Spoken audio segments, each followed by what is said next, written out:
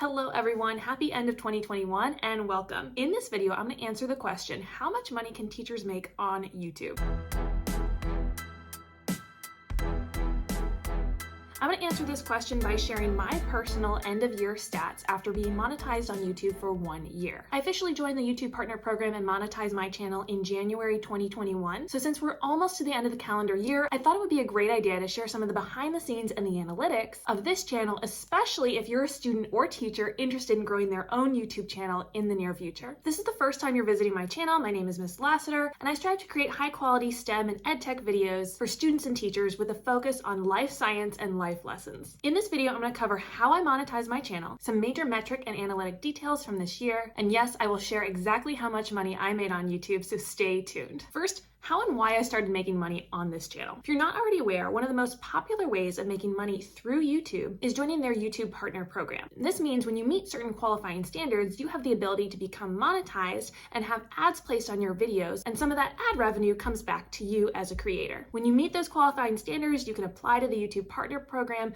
for a chance to get monetized. The baseline requirements are that you have at least 1,000 subscribers and over 4,000 watch hours within the last calendar year, and that you don't have any strikes or other problems associated with your channel. You can read the fine print according to YouTube, which I'll link in the video description below, and there's some different rules if you're creating shorts instead of longer form videos, but that's not the point of this video. As you may know, I've been making videos for a long time for my students in my classes, but I didn't put any big effort into optimizing them or creating any videos for a wider audience until about 2020. I had a few videos that had found success beyond my students, which I thought was cool, but I didn't have any big plans to grow my channel. Mostly up until 2020, I used YouTube as a tool for my students in my classes. That all started to change in 2019 when I started my grad program in educational technology, innovation, and entrepreneurship.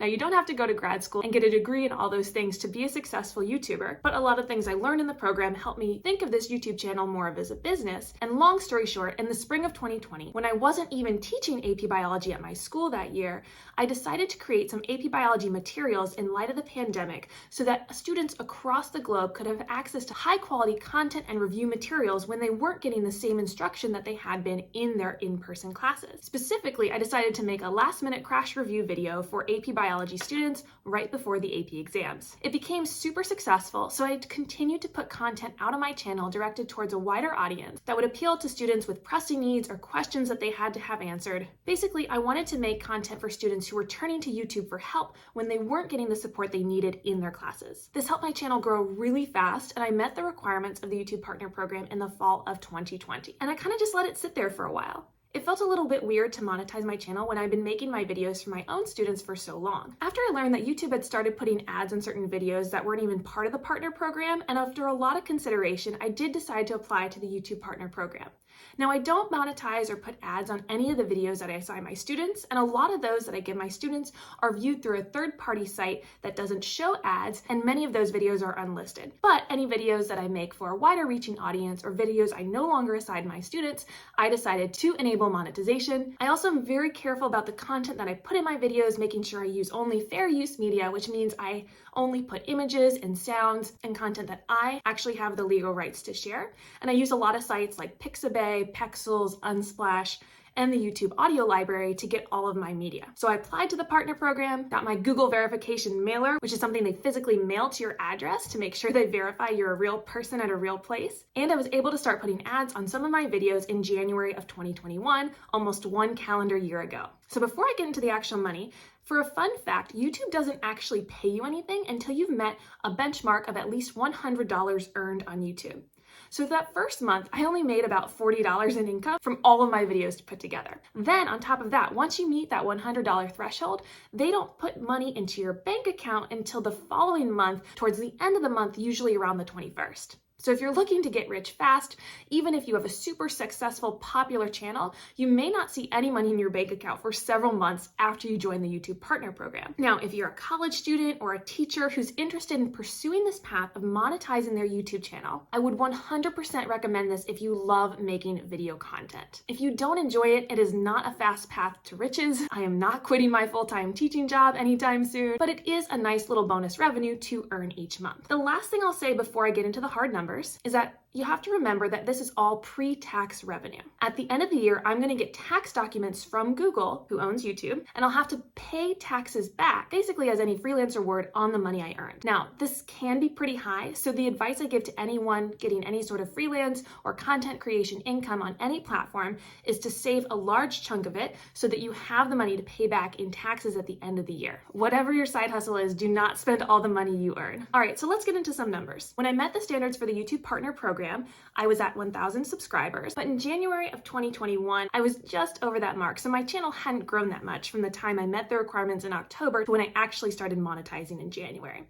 You can see from this graph, I saw a huge bump in growth over the course of this year, especially during exam time. By the end of this year, I have grown to 4,434 subscribers as of today, which is great. This is excellent growth, and I'm so happy that my videos have been able to help so many students and teachers over the past year. Now, the number of subscribers doesn't directly translate to the income that you earn. It's important to know that different channels with different content on YouTube are going to make different amounts of money per view on their ads. This is all because of the type of ads that get targeted towards your videos and how many people watch those ads. And a lot of the videos on my channel, I don't monetize at all. All right, so here it is. In 1 year of being monetized on YouTube, I made about $2,363. Let's take a closer look at that. You can see in January when I started, I only made $43, but still, hey, that's $43 I didn't have before. In February, we saw some slight growth because I had a longer period of time to earn revenue, and then that continued to improve until April when we start getting closer to exam time and a lot of students are cramming and reviewing and trying to remember all the content that they learned for the year.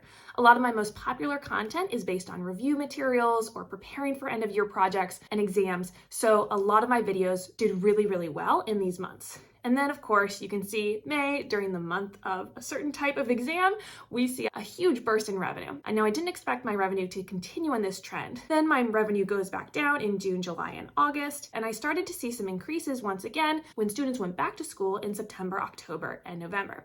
December, again, I saw another good bump, and I can probably attribute that to midterms and students studying for their final exams in colleges or semester-length block classes. Now, if you're someone who's interested in monetizing on YouTube, you might be interested in the CPM and the RPM. The RPM stands for revenue per meal, which means the amount of money you're earning per 1,000 views on your YouTube channel. Mine is relatively low compared to my CPM because a good handful of videos on my channel are not monetized. Your CPM is calculating how much advertisers are paying per monetized 1,000 playbacks. These will fluctuate depending on what types of ads get put on your videos, and some YouTube channels, such as video gaming channels or some lifestyle channels, are going to make more money on their ads than things like educational channels. So this all depends on how your channel is doing and what type of content you're putting out on your channel. And of course, different videos have different payouts on their ads. For example, my most popular video of the year, the last minute crash review for 2021, made a lot of money right around AP exam time and earned $294 over the course of the year. This video, though, which isn't directed towards any specific subject, has continued to see steady growth throughout the year and is one of my videos that always performs the best no matter what month it is or no matter what's going on in the school year. If you're creating YouTube content, you want to bank on having certain videos like this that aren't dependent on a certain event or timing of the year. This video at first was not as successful as my last minute crash review, but it has shown steady growth throughout the year, and I've earned $154 on just this one video over the course of the year. Now remember, those $2,300 that I've earned is all pre-tax. So as you can see, I am not here to get rich, but I do love making content, and sharing all that process with you is just another thing that brings me joy. Lastly, I'll show you some of my most popular videos for the year. So in the last 365 days, my last minute crash review for 2021 had 65,000 views. My multiple choice test hacks had 38,000 views. Some of my other videos relate to how to make a video for class, Pecha Kucha presentations, a lot of AP bio tips and tricks, or simple things like how to draw a food web. All of my videos are targeted towards students and teachers that need high quality STEM and EdTech materials and who need their questions answered from a place like YouTube. I'm so glad I get to use this platform to put out content that helps so many people, and I can't wait to continue to grow this channel in the upcoming year. If you're interested in starting your own YouTube channel, I do have a very basic video about that, and I'll link that in the description below if you're interested. I also have videos on how to make videos for class, how to edit videos, so please feel free to check out those resources if you're interested in your own content creation as well. What questions do you have about putting content on YouTube? About monetization? Are you thinking of growing your own YouTube channel this year? Let me know in the comments below. Give this video a like if it's been helpful. Be sure to subscribe for more content like this, and thanks so much for watching. I'll see you later.